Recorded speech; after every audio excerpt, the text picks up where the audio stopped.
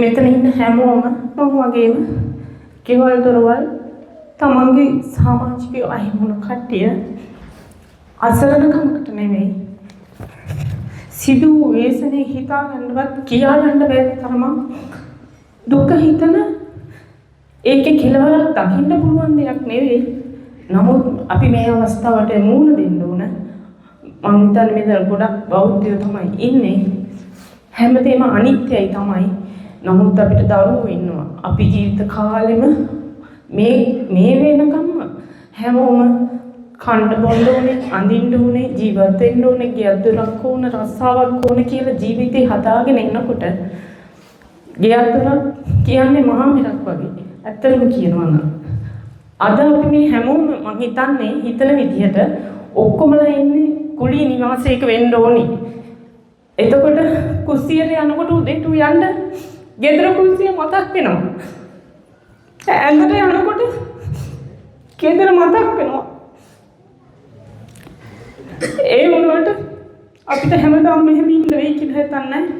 මේ අවස්ථාවේදී මගේ ස්තුතිය පුද කර සිටිනවා කොළඹ ජාතික රෝහලේ සේවා මණ්ඩලක අධ්‍යක්ෂක පූජ්‍ය සුබූති ස්වාමීන් වහන්සේ, කැනඩාවේ ටොරන්ටෝ විහාරාධිපති ඇතුළු අනෙක් ග්‍රාහක බවතුන්ට සම්බන්ධීකරණ කටයුතු පිළිබඳ සිදු කළ නියමිතවන්තර අපේ නායක ස්වාමීන් වහන්සේට, සම්බන්ධීකරණ කටයුතු සිදු කළ අපේ නිවේදක චරිත ධනංජය මැතිතුමාට, ප්‍රාදේශීය ලේකම්තුමාට, ඒ වගේම සුදුසු ප්‍රතිලාභීන් තෝරාගෙන අපි මෙම අවස්ථාවට සහභාගී කරවගත්ත අපේ ප්‍රාදේශීය ලේකම්තුමා ඇතුළු සැලසුම් අධ්‍යක්ෂකතුමා ඇතුළු කොත්මලේ නැගෙනහිර ප්‍රාදේශීය ලේකම් කාර්යාලයේ සංවර්ධන නිලධාරී ඒ සෑම සියලු දෙනාට ස්තුතියි.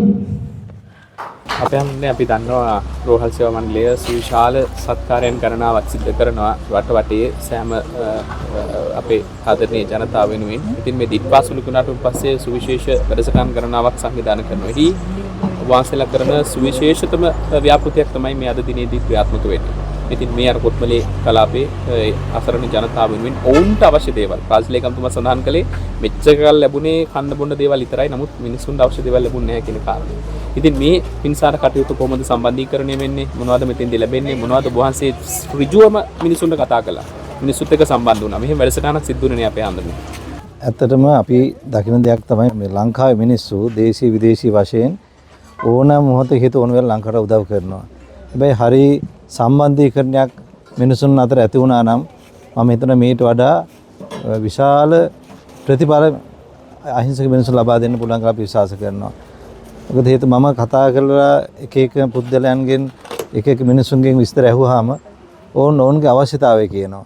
ඇත්තට මම හිතන්නේ මෙන්න මේ සම්බන්ධීකරණය තමයි මම හිතන්නේ අපේ රටේ අත්‍යවශ්‍යමතාවය. එහෙම වුණා නම් ඒ මිනිසුන්ට අවශ්‍ය දේ පමණක් උන් ලබා දෙන්න පුළුවන්. නිසා උදාහරණයක් සමහර එක පවුලක් මගෙන් කිව්වේ හකුරු කර්මාන්ත කරන ගිය ව්‍යාපාරී ඒ බඩු සියල්ලම බස් වලට යට වෙලා තියෙනවා. මට වෙන මොනවත් ඕනේ අකුරු ටික හදාගන්න භාජන ටිකක් ගෙනල්ලා දෙන්න අපිට ගොඩ නැගෙන්න පුළුවන් කියලා. මම කියන්නේ මේක තමයි අපි හිතන්න ඕන කාරණාව.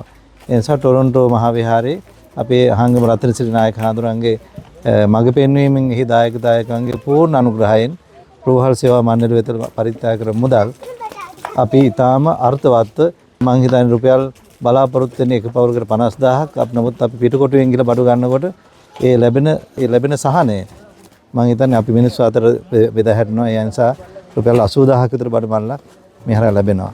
ඒ නිසා මම හිතනවා මේ රටේ වගකීම්ගේ අවධානය වෙන්නට ඕනේ දැන් තමයි ඒ වෙලාවේ කැම්පේම දෙන එක ඇත්ත. ඒ අත්‍යවශ්‍ය සේවා මම රටවැසි ලෝවැසි ඔබ හැම දිනකම මේ දිට්ටුවක් සොලි කුණාටුවේ තාම මිනිස්සු මේකෙන් අත මිදලා නැහැ. ඒ නිසා ඔබෙන් අද දැන් ආණ්ඩුවෙන් කරනවා කියලා හිතාන අත පිහදා ගන්න කාලෙකුත් තාම නැහැ. ඒ නිසා මම හිතනවා ඔබේ වගකීම තමයි මේ මිනිස්සු නගා සිටවන්නට ඕන. මේ ප්‍රදේශේ බලන්නවන ඔබට තේරෙවි පස්කන්දු කඩාය වැටලා ඒ දිහා බලාගෙන හූල්ලන මිනිස්සු තාම ඉන්නවා. තාමත් කාගේ හරි යාළුවෙකුගේ ගෙදරක එහෙම නැත්නම් පොඩි කූඩාරමක ලයිට් එකක් ගන්න නැතුව දුක් විඳින මිනිස්සු තාම ඉන්නවා. පාසල් යන බෑග් එකක්වත් ලැබිච්ච නැති මිනිස්සු තාම ඉන්නවා. ඒ නිසා ඔබෙන් ඉල්ලන්නේ දැන් සංවිධානගත වෙන්න මේ රට වැටුණු ආපදායෙන් උඩට ගන්න නම් මේ ඇති කළා වූ ඇති වුණා වූ උද්‍යෝග උනන්දුව තව මාස 6ක්වත් ඉදිරියට ගිහිල්ලා මිනිස්සුන්ට දිරියක් වෙන්න ශක්තියක් වෙන්න ගම් වලට ගිහිල්ලා අවශ්‍ය කරන ප්‍රාදේශීය කම් කාර්යාලයක් සම්බන්ධ කරගෙන විහාරස්ථාන සම්බන්ධ කරගෙන පන්සල් පල්ලි එකතු කරගෙන මේ ක්‍රියාදාමයේ දිගටම කරගෙන යන්න කියලා මම රටවැසියන්ගෙන් විශේෂයෙන් විදේශගත වෙන ශ්‍රී ලාංකිකයන්ගෙන් මා ඉල්ලා සිටිනවා. අද දවසේ අපිට මේ සත්කාරය කරපු අපේ සුබෝධි හාමුදුරුවන්ටත් මේකට හැමෝටම දායක වුණු හැමදෙනාටමත් ගොඩාක් පිං. ඇත්තටම අපි වගේ කට්ටිය තෝරගෙන මේ වගේ දෙයක් කරාට يعني මේ පිටිපස්සේ ඉන්න හැමෝටමත් ගොඩාක් ස්තුතිවන්ත වෙන ගමන් ගොඩාක් පිං සිද්ධ වෙනවා. ඇත්තටම ගොඩාක් සතුටුයි. ඒ කියන්නේ අපිට නැති වුණ දේවල් වලින් භාගයක් හරි අපිට හම්බුණා. ඒකට ඇත්තටම හිතට ලොකු සහනයක් අපිට මේ වගේ දේවල් තව තවත් ඔයාලට ඉදිරියට කරගෙන යන්න මේක පිටිපස්සේ ඉන්න සියලුම දෙනාට ශක්තිය ධෛර්යය වාසනාව ලැබෙන්න ඒ වගේම ගොඩාක් හැමෝටම ගොඩක් හරියන්න ඒ වගේම තව තවත් මේ දේවල් මේ ඉදිරියට කරගෙන යන්න ශක්තිය ධෛර්යය ලැබෙන්න කියලා මම සියලු දෙනාටම ප්‍රාර්ථනා කරනවා.